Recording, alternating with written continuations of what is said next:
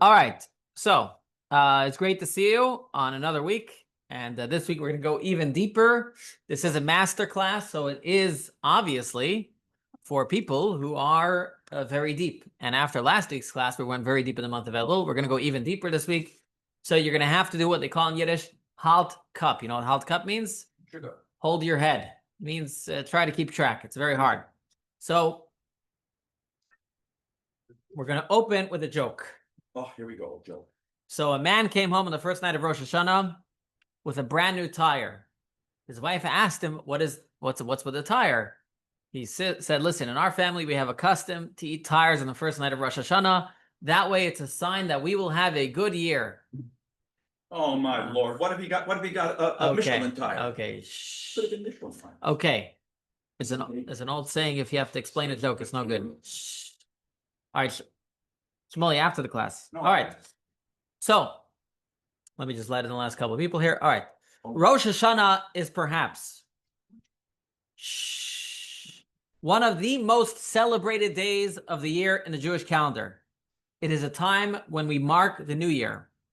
We spend time in the synagogue, we blow the shofar, we gather with special meals with friends and family. And very often, we spend weeks in anticipation waiting for it, waiting for something to be different, something uplifting, something that will change us. We may even feel compelled to come to shul, as happens to many Jews around the world. But often, many Jews, not all Jews, many Jews, when they actually get to shul, they realize it's the same mumble of long prayers. The prayers seem repetitive, and they're disconnected. And it can feel like walking into a meeting without knowing the agenda, not knowing what you're supposed to be doing. It's like probably the first time you walked into Chabad and you saw the services, you had no idea what is going on over here, right? It's like the joke I said the other night. A guy comes to his rabbi and says, Rabbi, I'm not coming to shul anymore. Rabbi says, why? He says, listen, because every time I come, you're singing the same stupid song. You're singing Kol Nidre, right? So what's the joke? Obviously, he came once a year. He heard the same thing every single time. So if we come just on Rosh Hashanah and we're not prepared for it, we may be in for a very long service and not understanding why it's so long and why we blow the shofar for so long. And there's a lot of, as we'll see tonight, there's a lot of different elements to Rosh Hashanah. And we're going to try and tie them all together. Tie together all the different elements of Rosh Hashanah so you can have a holistic look at the entire Rosh Hashanah and how all the different disparate elements of Rosh Hashanah connect. Okay? Now, similar to our style of last week, when we discussed Elul, we're going to continue in a similar way. We are not going to get into the nitty-gritty of each and every single detail of Rosh Hashanah, okay? It's not a class on the laws of Rosh Hashanah. I have done that in previous years, the laws and customs. We are going to discuss the core elements of the holiday, and then we are going to explore the deeper meaning behind them. This way, when you come to the holiday, you will not know not only what to do, but why we do it. And not only why we do each and every single specific item, but a very large, a 20,000-foot view of what is going on and what is being accomplished on Rosh Hashanah. So here's going to be my first question to you, okay? According to the Torah, in the Chumash, okay, what does Rosh Hashanah commemorate? Okay, if you read the Torah, what does Rosh Hashanah commemorate? The end of the year. One answer given here is the beginning of the new year. Okay, what else? The end of the old. The question is, what does the Torah say? A celebration of something. Of something. Okay, celebration of something. Okay, anybody else? You have the pages. Of eating good food. So the answer is, nobody said other things about Rosh Hashanah. Nobody said Day of Judgment. No? Not a day of judgment. It's not a Day of Judgment? That's Kippur is. That's where No, that's atonement. That's it is a day of judgment, then you have Yeah. to the correction. It says in the prayers, Yom Adin. No, Day of Yom Judgment, Adin. yeah. You know that. However, as those who have the paper here will have noticed, is the Torah actually does not mention any of these items that we said over here. Okay, the Torah only says, let's read the source, okay? Here I have a couple of things that Rosh Hashanah might be about. This is what the verse says. In the 7th month, on the first day of the month. So why is it the 7th month? Because we count the months from the month of Nisan, the month where Passover falls in. That's for another class, okay? So on the 7th month, in the first day of the month, you shall have a Shabbos, a remembrance of shofar blast, a holy blessing, okay? Okay, so this is Vayikra 23:24, okay? Leviticus 23:24. So the Torah does not give a reason for the celebration of Rosh Hashanah. It just says you should have a Sabbath, meaning no work, and you should blow the shofar. Okay? So the question is, number one, is where do all these ideas about Rosh Hashanah come from? All these other ideas we have about Rosh Hashanah. And number two, how do they tie into what the Torah actually says about Rosh Hashanah? That's going to be our class, to understand why the Torah only mentions one, but we celebrate many things on Rosh Hashanah. That is going to be the idea of our class. Okay. I'm just checking over here. So that was chapter 23. Okay. So with that being said, what does the Torah itself call Rosh Hashanah? What did it say in the verse? There's another verse where it calls it a day of, here it says Zichronot, remembrance of a shofar blast. Elsewhere it says Yom Teruah lachem. It should be a day of blowing the shofar. So we might call it Rosh Hashanah. We might call it Yom Hadin. We might call it many different names. But the Torah itself calls it Yom Teruah, a day of blowing. Now, by the way, this is not unusual in all of our holidays. A lot of our holidays are the same thing. For example, the holiday of Passover. What do we call Passover? Pesach. Pesach, right? What does the Torah call it? Matzah. Very good. Chag HaMatzot. The Torah calls Passover the holiday of the matzah. We call it Pesach. Another example, the holiday of Shavuot is the holiday of Shavuot is. Oh, wait a minute. I don't know. All right, there's something interesting. We connect Shavuot with the giving of the Torah, right?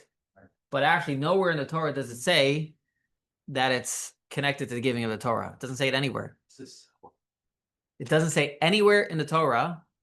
Look, if you look, how do you know, by the way, if you look in the Siddur, in the prayer book, if you look in the Musaf prayer, by the way, it does talk about Shavuot in the Torah itself.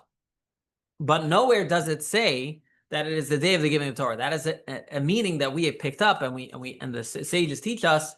So I'm just trying to give you this idea is that Rosh Hashanah is not unique in this regard. All the holidays will have the same question. And so God willing, we'll have a masterclass for all of them. But all these holidays that we celebrate and we give names, when you look in the Torah, you're not going to find those names. They're given different names. They have different names. If you have the blue siddur, by the way, you can look on page 343. The names change. Shavuot is actually called Shavuot in the Torah, but it's we call it Zman Matan Torah, the time of giving of our Torah. And by the way, the holiday of Sukkot as well is, I think, called Zman Simchatenu. But anyways, okay. So where does the name Rosh Hashanah first originate? Well, the first place we have it written is the first section of the Oral Torah, and that is in the Mishnah.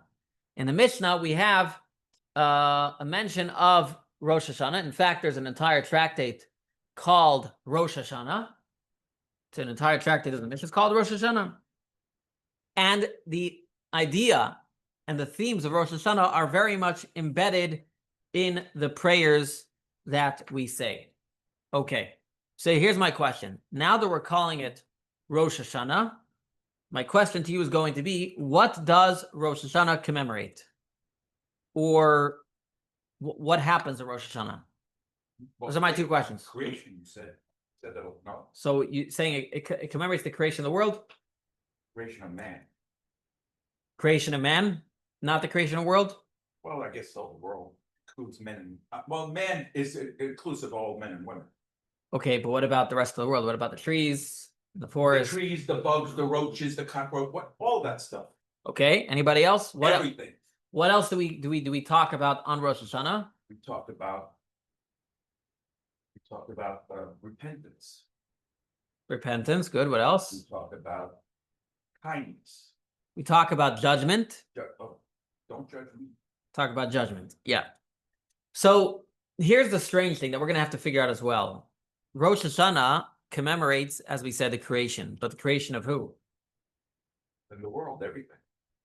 So how many days was the world created in? 7. 6. Yeah. Oh, 6. And which day of the day of creation was man created? Zalmi knows that song. 6. The 6th day. So which day does Rosh Hashanah fall out on? Is it the day the world was created, or is it the day people were created?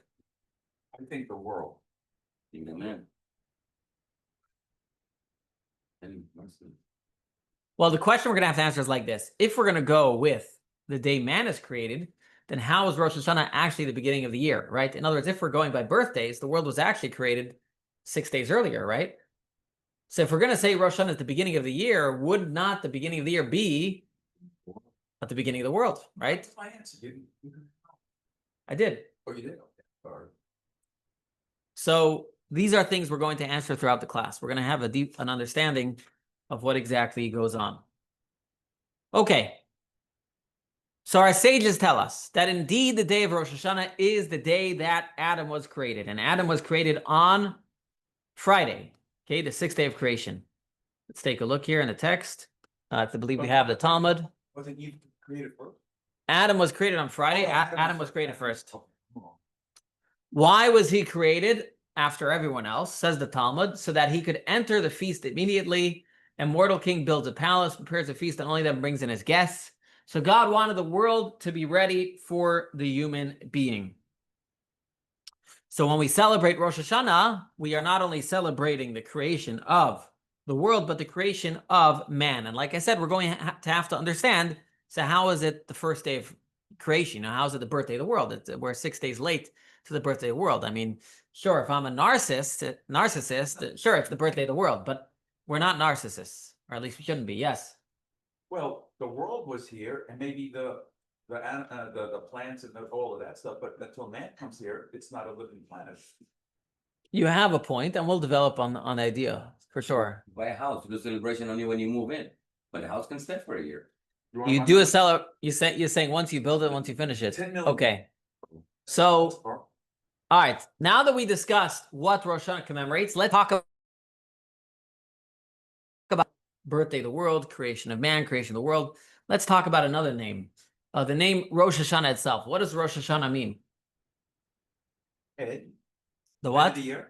The head of the year. Is that weird? Well, head of the year. Happy head of year, right? You know?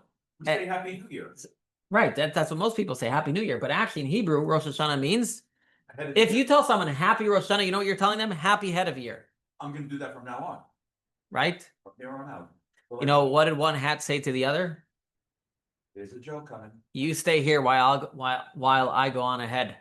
Okay. No, that Anyways, wasn't- that was okay. So, okay. So, why call Rosh Hashanah the head of the year? Call it the beginning of the year, or call it the new year. Why is it called the head of the year? So what is unique about the head? That's where all the smarts are. Very good. The head is the control center of the entire body. It is the source and life force, the power and the energy that flows into every part of the body. The entire nervous system starts in the head. And so too, Rosh Hashanah is not just an arbitrary day on the calendar where we mark, here is where we start, right? It's not just, oh, well, it was created once upon a time. It's actually the head. It's the spiritual energy of the entire year flows from Rosh Hashanah. All of the blessings for the entire year are decided and drawn down on this day. That is why, right, we pray so much for Rosh Hashanah, right? Because we want to make sure I have a good year. You might say, well, I don't need to come pray Rosh Hashanah. I should pray when I need something, right? Right. No, why does everybody show up for Rosh Hashanah? What's the point?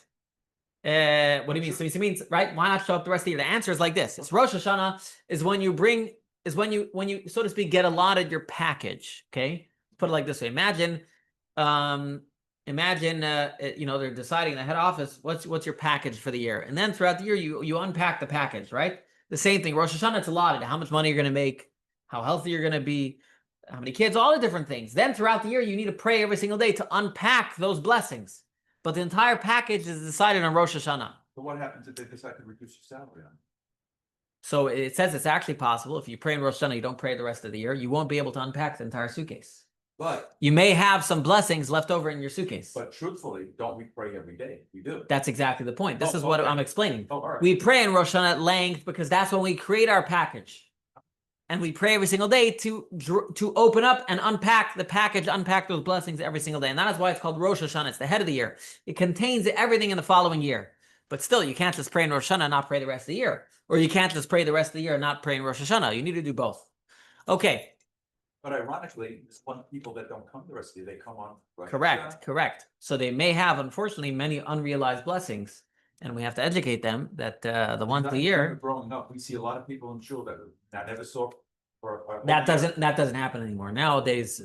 Nowadays, I'm kidding. If I'm I see kidding. people in here I'm on kidding. the 23rd Okay. of So September that I don't. we're know. going. Don't worry. We're going to inspire them. They're going to come the rest of the year. Oh, Okay. can I greet them at the door? So what's the other name of Rosh Hashanah? It's called Yom Hadin, the day of That's right. judgment. Okay. So where does that come from? Again, it comes from the oral teachings and in our prayers. Well, is God? And by the way, it makes sense. If it's the day where it's decided what our package is, then automatically it's the day of judgment, right? So there's a judgment that goes on to decide what we are deserving of. Do we as individuals, do we as the world, are we deserving of this new flow of blessing into this world? And that is what the judgment of Rosh Hashanah is about. It's not a judgment for the sake of punishment, but a judgment to determine what type of package you get, right? Every single year, we need a new package. Whatever package you got last year is finished. You got to renew your subscription. That's what happens every year, Rosh Hashanah. And as we continue throughout the class, we will see how all of this ties into the other name of Rosh Hashanah, which is Yom Teruah, a day of blowing the shofar. All right. So now I have, just to summarize, I have discussed the name Rosh Hashanah. I've discussed the fact that the Torah only calls it Yom Teruah, a day of blowing the shofar. I've discussed the fact that is it the day of man creation or the day of the world creation? And we've also discussed the day of judgment. So we've discussed a lot of things about Rosh Hashanah without, so to speak, pulling it all together. Okay, a lot of different things. Now, for a moment, I want to discuss the shofar itself. As they say, shofar, show good. Okay. Oh God, I've heard that every year. And by the way, when I'm leaving tonight's class, I have a shofar taking me. Okay. So The CHAUFFER. And they. So here's the question. Why does blowing the shofar in shul take so long? I can understand the rabbi's sermon because the rabbi wants to talk, okay? But why is it such a long blowing of the shofar? I don't listen. Why it takes so long? Why does it take so long? That's the question. Anybody knows? Actual portion of the catch fire, you mean? Yeah, well, in other words, the Torah says blow a shofar. So it should be and we're done. Why do we make it so long? Why so long? We want God to hear it. No, Huh? we want God to hear it. So the answer is, the Torah mentions, and it's maybe here on the screen. Let me see if I put it out here. Oh, the answer's up there. Now. No, I didn't put it up there. Okay, unfortunately. So what I answered was wrong. Okay. All right, the answer is that the Torah mentions 3 times the word teruah. Okay, you have to blow a teruah. And the Torah also says that we need to do the whole formula. That the Torah also says anytime you blow a teruah, you need to blow a tekiah before and a tekiah after. A tekiah is a plain sound. A teruah is a mixed sound, okay? So again, the Torah says you need to blow the teruah 3 times, okay? The Torah also says anytime you blow a teruah, you need to blow a tekiah before and a tekiah after it. So those are the notes actually that you do. Those are the notes, all right? So what we have so far is a tekiah, plain sound, teruah, mixed sound, tekiah. And we got to do that 3 times. So now we're up to 9 sounds. So how do we get to 30, as I'll explain in a moment? The answer is, like everything else, there's a debate. No, the answer is there's a debate, like everything else. What is the actual sound of the teruah? It's a long sound. It's a long Well, sound. I'll show you. There we I go. put my shofar away. You did it the other night. Some say it is the sound of the 3 medium sounds. Okay, so some say it sounds like this. Right? Some say that's what it is, the 3 medium sounds, and some say it's the 9 short sounds. So we have 2 opinions so far. So if you got 2 opinions, now you got to do each set You Which got time? to repeat it. So now we already had 9. So now you got to do it twice, right? So 9 plus 9 is 9 plus 9 is 18. 18. All right. Now, third opinion says the teruah, that middle sound, that mixed sound, is actually both of those sounds together. So you'd actually go.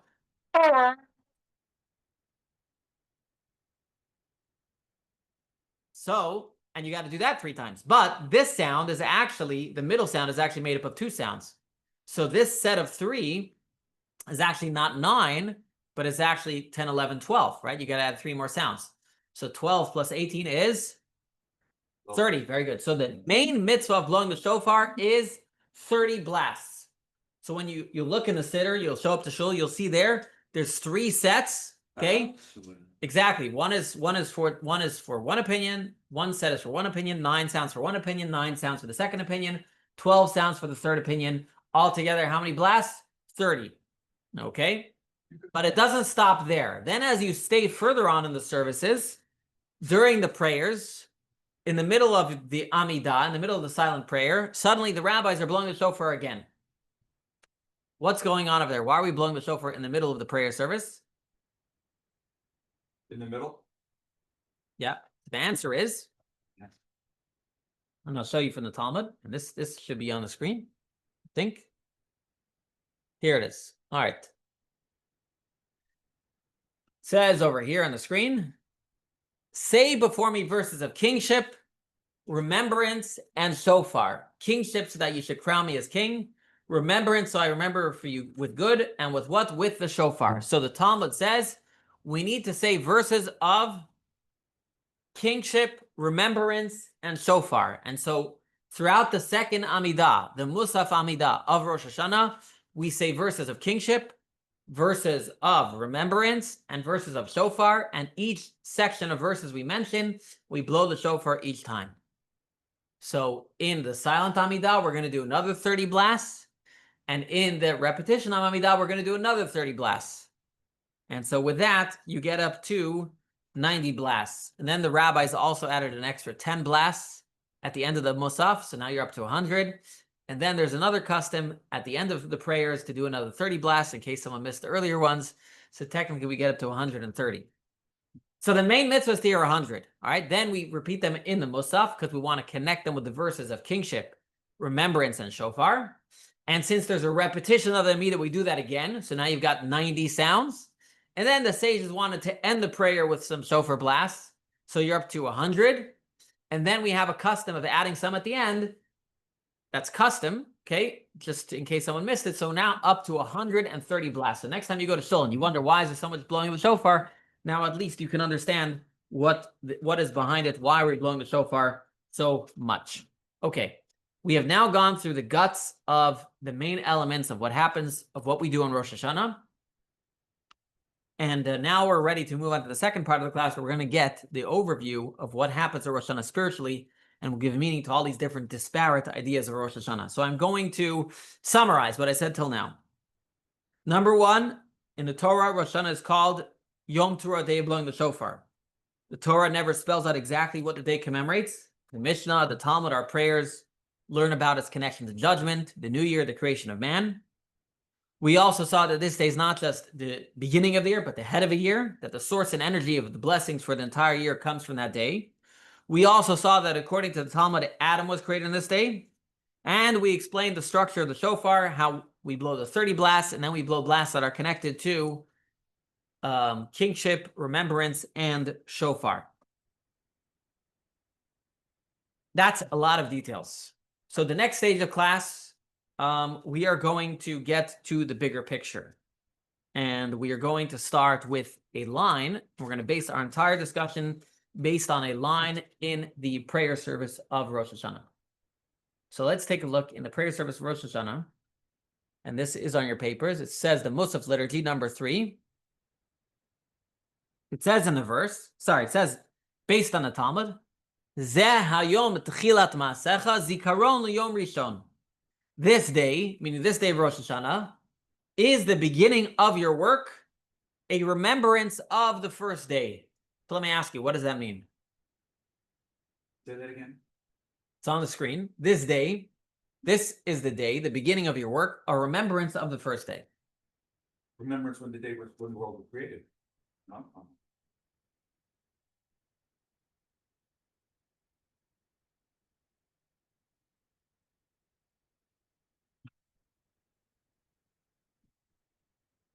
So first we say it's actually a contradictory line, because first we say today is the beginning of your work, meaning today would be the beginning of creation, but then it says it's a remembrance of the first day. It's a remembrance of the first day of creation. So it almost reads like today is maybe, the day of man is creation, maybe you could say, and it's a remembrance of the first day of creation. So the question is, what is it? Is Rosh Hashanah the actual beginning of creation, or is it just a reminder of the beginning?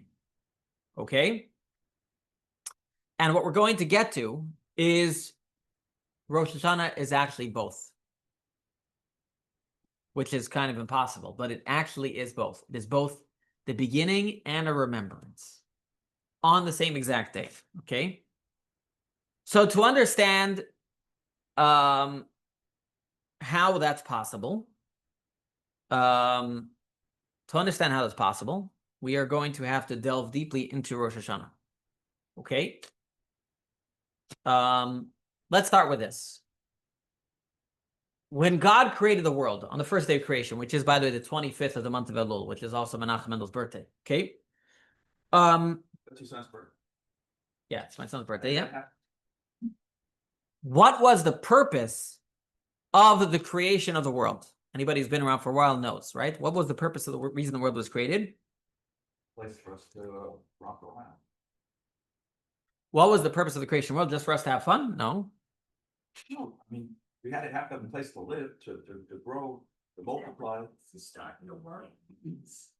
To start our work? Yes, Yeah, what's our work? To pray. To pray.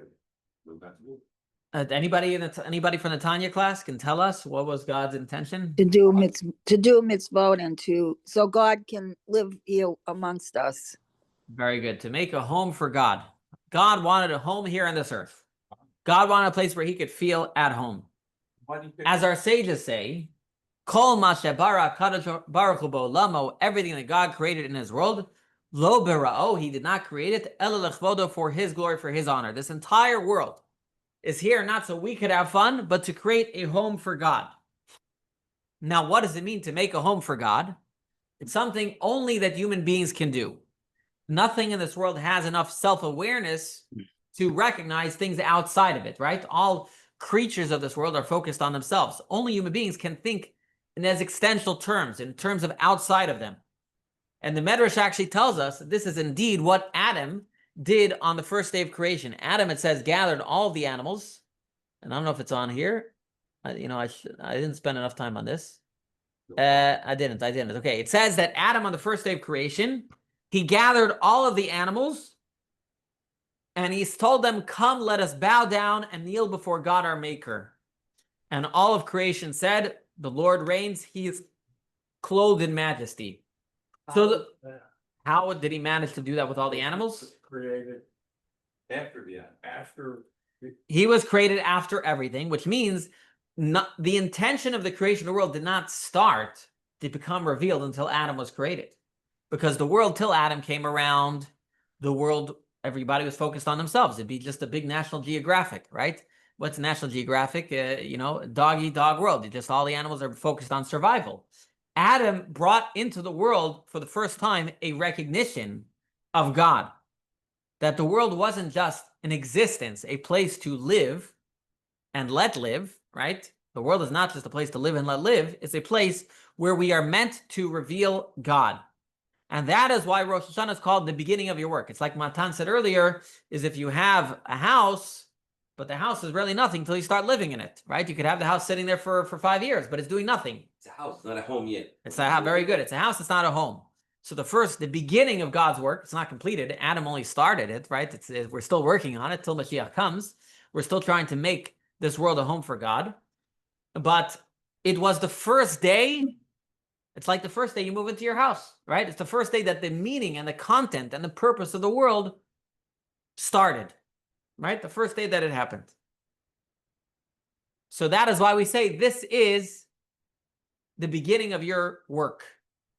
But it goes even deeper than that. When we say that this is the first day, the beginning of your work, we're not just talking about this day forward, but actually Adam's work redefined the past. What Adam did on that day, he actually redefined the world until that point. And let me explain. We as human beings, God has given us the ability to actually change the past. How? How? I'll give an example. I can't do it. Yes, you can. I'll give an I example. can't. My story. Our sages tell us that a Baal Teshuvah, someone who repents, Zidonot naselo kezachuyot. Your sins actually can become merits. We have the ability as the human beings to change the past. That is what Teshuvah is about. We have the ability to change the past. And I'll give you another example, a more funny, interesting example. Anybody here ever, about this is a more complicated one. I'm not going to go into it, but the Jewish leap year. The point is, the sages, when playing with the leap year, they can make someone younger than they were 2 minutes before. But anyways, that's for another time. Didn't the Jewish leap year have an extra month? So we as human beings, yes. So we as human beings, have the ability. Just 1 second. So we as human beings have the ability, and I just, I see. I lost my, need these papers. So I wrote out my whole class. So we as human beings have the ability to change the past. That is the idea. We as human beings have the ability to change the past. And therefore, on the first day of creation, not only did Adam suddenly give meaning to everything that was created before, but he redefined it.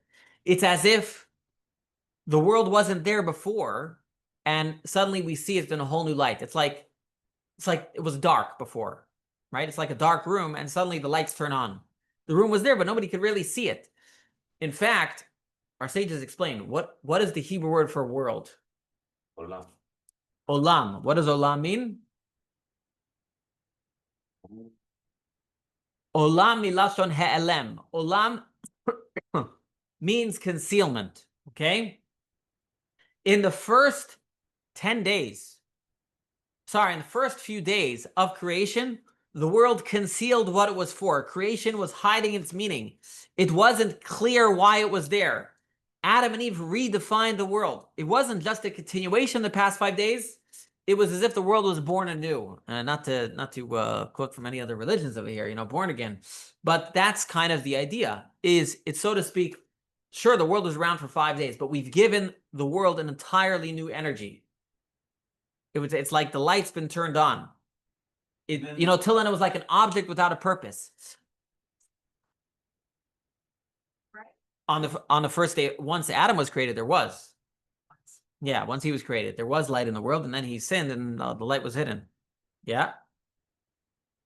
And by the way, this happens. Someone said, "Oh, well, why do I need to come to the Rosh Hashanah class? I've learned about Rosh Hashanah many times. I've celebrated every year. It's going to be different this year." Sages tell us, just like in the first Rosh Hashanah, Adam gave a new meaning to the entire world until that point. That's actually what we do every single year, Rosh Hashanah. So last year, 5785, gave new meaning to the entire world until that point. The energy that was drawn down into the world was deeper than the year before, and therefore gave new meaning to the entire world until that point. And similarly, the world, as we're going to start this year, Rosh Hashanah, is going to give a new meaning to the entire world until this point. It really, in a certain sense, is going to be an entirely new world. So you ever heard someone, there's a new me? What does a new me mean? They've taken all their life experiences and they've elevated it to being who they are today, right? In other words, they could have been on a trajectory to go somewhere else, right? All of their life till now, right? Let's say someone was a druggie and an addict and all different terrible things in their life, right? And then suddenly they become a new me. They've actually given a new meaning to their life before, because all those experiences before actually are a part of who they are today, right? So they've almost, in a sense, recreated who they were before. They've recreated the past. That's the same thing that happens at Rosh Hashanah every single year. On a personal level, we are recreating and rewriting our personal stories. And on a worldly level, we are recreating and rewriting the entire history until this point. Every year, Rosh Hashanah, when we say we are drawing down a new energy, we are drawing down a new energy for the entire history of the world until this point. All 5,786 years will be rewritten this year, Rosh Hashanah. So the year 5786 is not the same Rosh Hashanah as 5785, and not like the year 5784. I always like to say the holidays are like a spiral staircase. It's the same holiday every year, but it's higher and higher and higher. It's not, you do the same actions, but it's an entirely new thing. Okay, so hopefully now you understand what does it mean when we say this is the first day of creation. What does it mean? We've literally given new breath, new life, new meaning. It's a new world. It's a new me, new meaning to the entire creation. And so in a sense, it is the first day of creation because this is the first day we've given a content and a meaning to creation.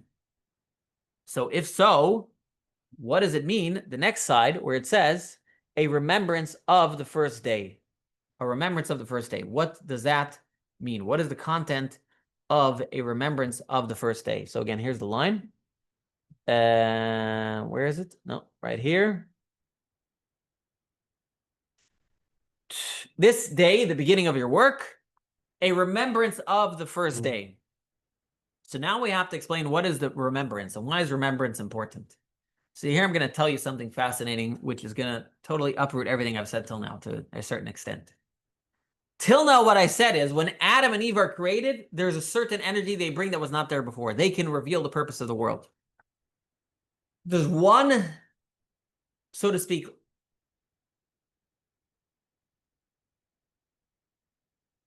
wonder if I should start with this first. Okay, let me actually start with this. When you study Jewish mysticism, you hear about different energies of God, different manifestations of God. Now, obviously, it's not that there's different gods. There's different manifestations, different ways we relate to him. Just like we all have different ways we manifest. I see people how they manifest in shul. There's a way they manifest at work. There's a way they manifest at home. There's a way you manifest with your friends. There's not multiple yous. There's just the way you manifest. But then there is the you, right? That's probably the you in your home, right? That's probably your essence, okay? But there's ways that you manifest. Similarly, God himself is manifest. There's different energies of God that can be manifest, okay? That's why all the different holidays, different manifestation of God's energy, okay? So till now, we've been discussing this. So what I'm going to get to now is that this line, remembrance of the first day, is talking about another manifestation of God's energy. So it goes like this. The sixth day of creation is all about man. It's about man's recognition of God, okay? It's incredible, but it's limited. It's dependent on us. It's a revelation that is triggered by human effort. Okay, so though it's beautiful and we give meaning and content and purpose to everything that's there, it is limited to the human being, what the human being is going to reveal. But the first day of creation, the actual first day of creation, when God actually created the world, Bereshit, in the beginning, when God created the world, there was no human being. There was no one to call out to God. So why did God do it? He did it purely out of his own kindness. He wanted to do it with something he wanted to do, which is actually greater than what a human being can elicit. And I'll give you a example, okay? It's the difference between judgment and kindness. What do I mean? Judgment, okay, when I judge someone and I decide they're deserving of something, it's limited to what they're deserving, right? So if I say I'm going to judge you and figure out what I'm going to give you, I'm going to figure out what you deserve, right? That's dependent entirely on your work. The focus is on the person. But kindness is about I want to be kind. I want to be a kind person. Kindness is about me. So again, judgment is about you, the person I'm judging. Kindness is about me. So similarly, when we say Rosh Hashanah is a day of judgment, that means God is giving us a blessing based on our work, based on what we do. Similar to the day Adam and Eve were created, right? That's an energy that is limited to the human being. But when we say that Rosh Hashanah is also a day that remembers the first day of creation, that is eliciting the energy of God, of God's kindness. The part of God that is not dependent on us doing something. The part of God that says, I want to give. That's a greater energy to a certain extent. Sure, it doesn't necessarily reveal the purpose of the world yet. A human being has to do that. But to a certain extent, there's a greater energy because it's not dependent on us. Me, I'm a human being, I'm limited. That, though, gives us a greater revelation and manifestation of godliness. And so that is why when we talk about Rosh Hashanah, we mention both of these things. We say, number one, there's this beautiful thing that the human being brings to the world, meaning and purpose, and redefines the entire creation. But then we say there's another energy that's present on the day of Rosh Hashanah. Not just the energy that comes from the judgment of Rosh Hashanah, but the energy that comes from God's desire just to create the world, like he did in the first year.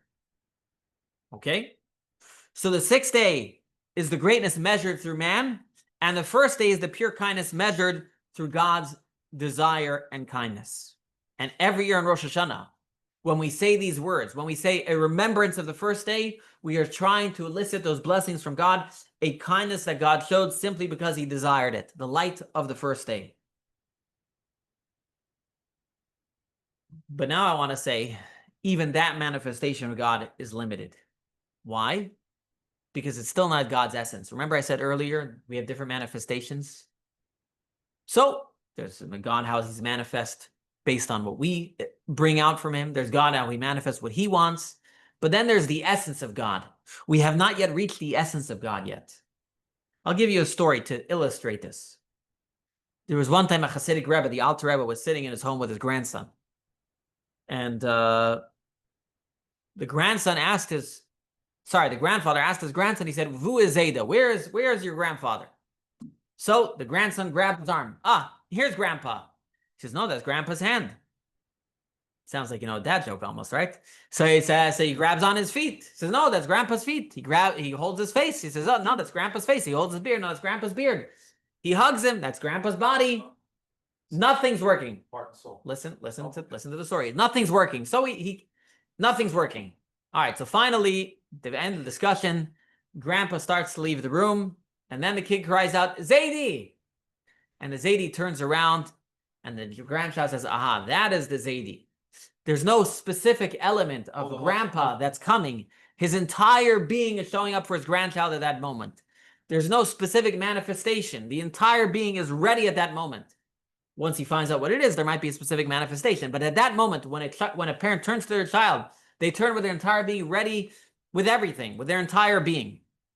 So this is what I'm trying to present. Until now, we've discussed different manifestations of God and energies that can be present on Rosh Hashanah. But now we want to reach to the essence of God.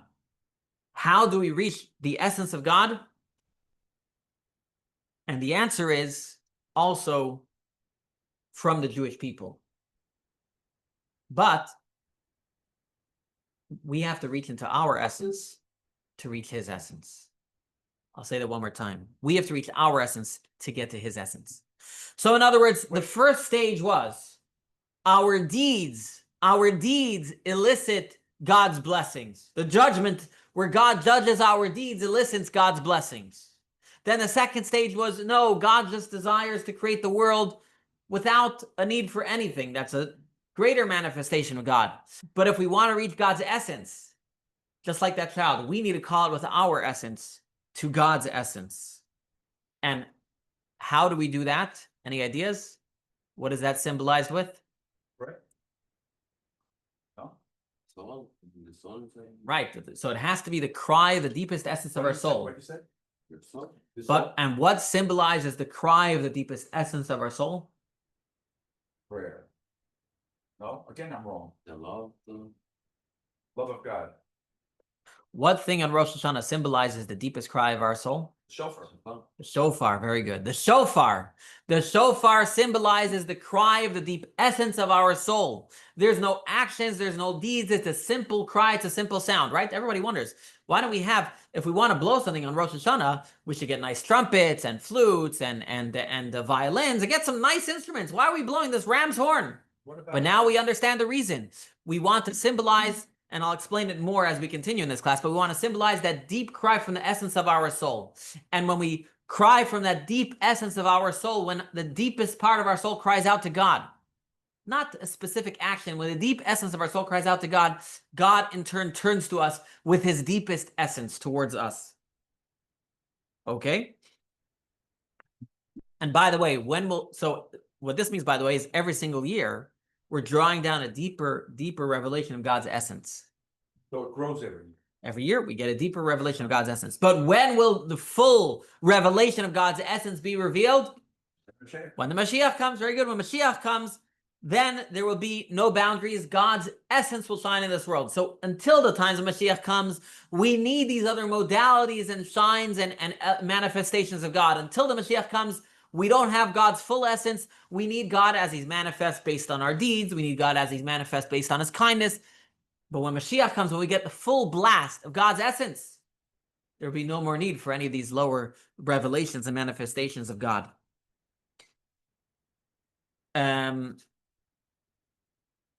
So let me summarize, and I'm going to tie it all together to one final thing. So let's summarize. Rosh Hashanah is not called Rosh Hashanah, it's called the day of the Shofar blast. Now we understand why, because the Shofar blast actually symbolizes the deepest element of the holiday, okay? We also explained why it's called the head of the year, not the beginning of the year, because it draws down all these wonderful energies that we've now described. We've also explained how it's both the creation of man and the creation of the world, because it has both of those energies. Creation of man is man's work. Creation of the world is God's kindness. Okay. We've also explained the shofar. We've unpacked the shofar and what it symbolizes. And we've explained in the prayers, this is the day, the beginning of your work, which symbolizes man's work. And the remembrance of the first day is when God revealed himself, not because of us, but because he alone desired.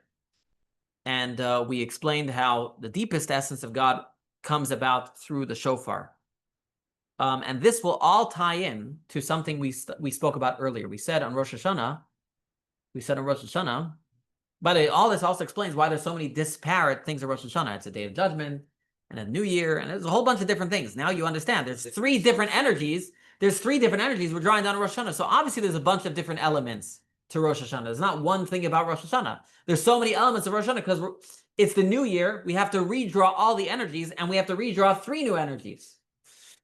Now I want to get back. We said earlier that when we blow the shofar, we have verses of kingship, verses of remembrances, and verses of the shofar. Okay? So now I'm going to connect those 3 verses to the 3 different types of energies. What does it mean to appoint someone as a king? What is a king supposed to do? Like, what are politicians supposed to do? They're supposed to take care of you. Lead, but some of them don't. All right. But I'm saying in theory, right?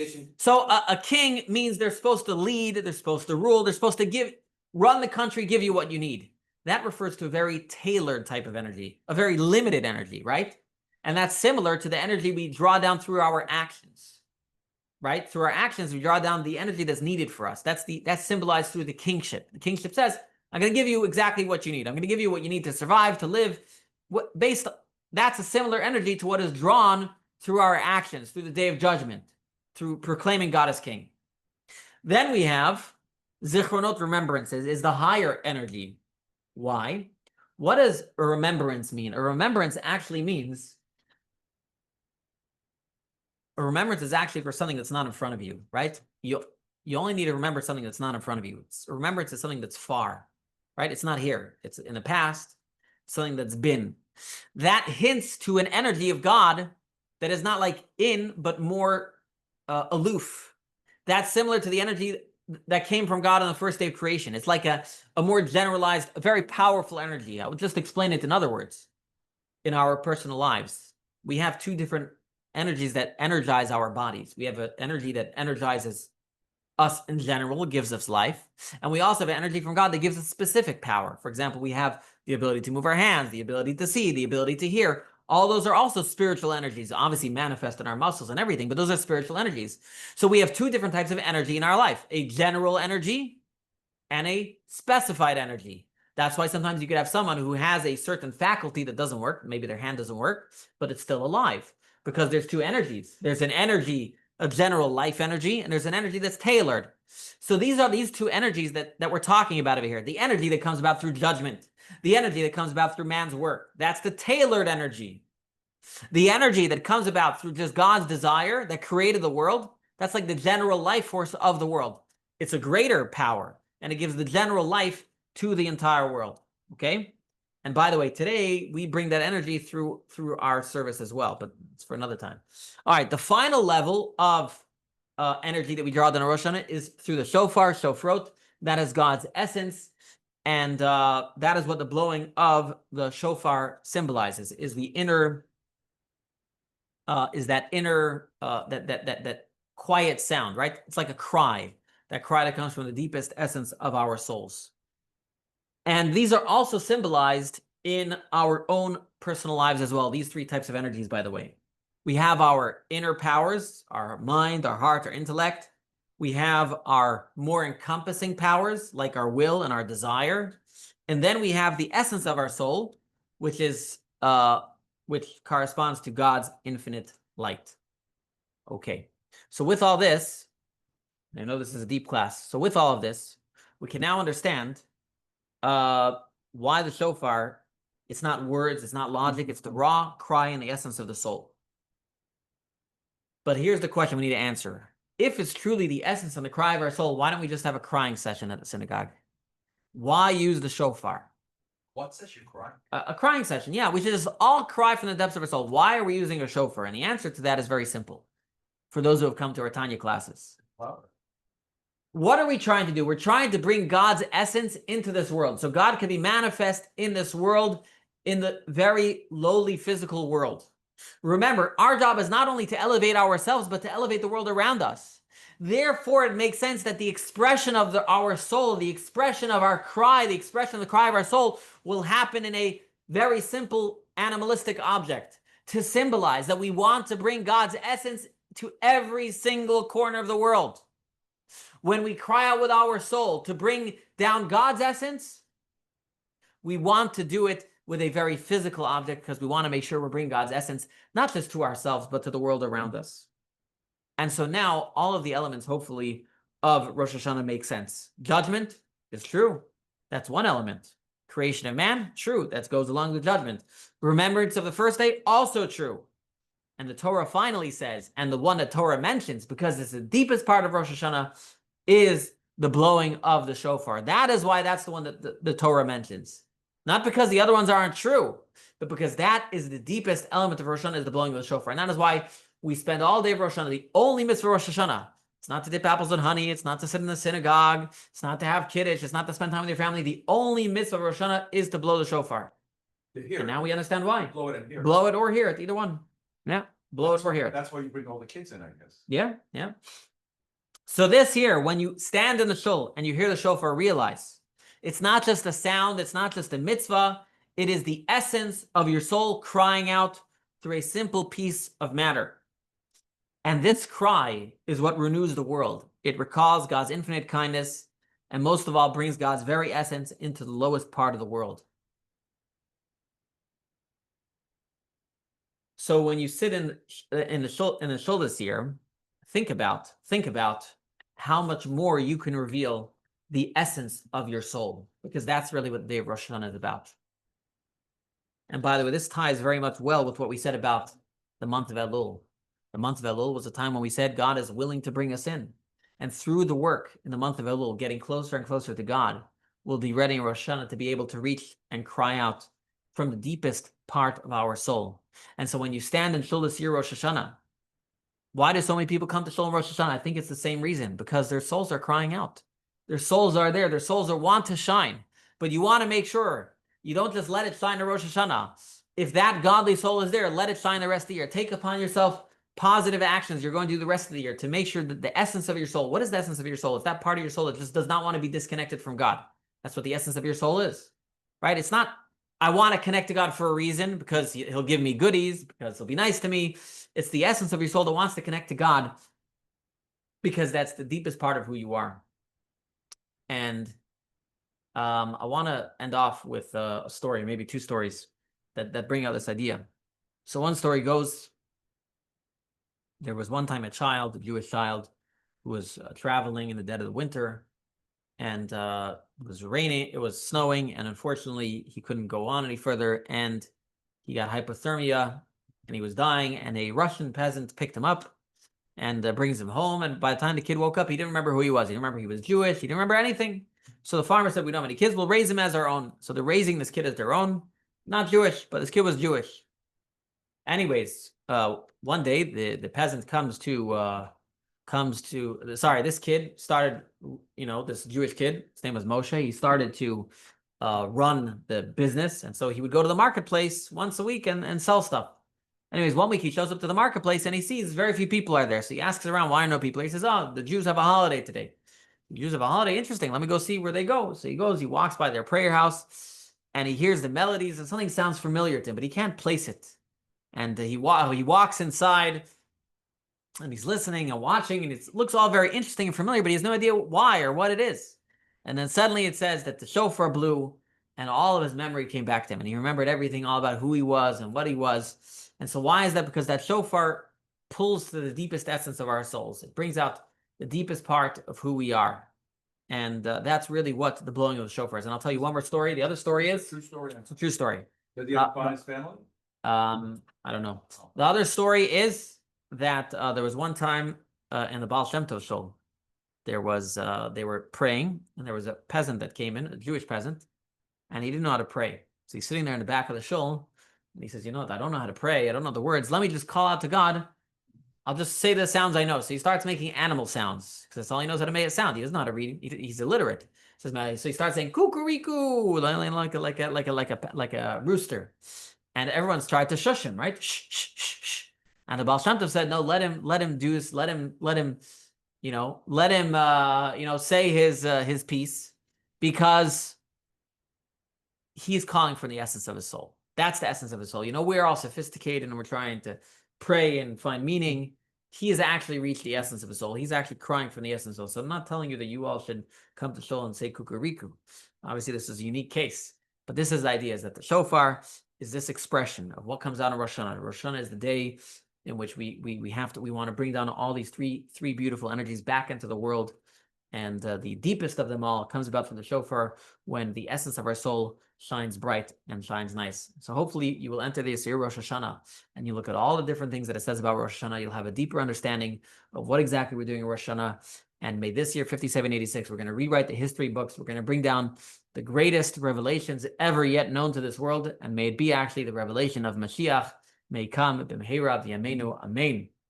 Thank you for coming. And we'll see you next week for a class on Yom Kippur. How come it's only an hour?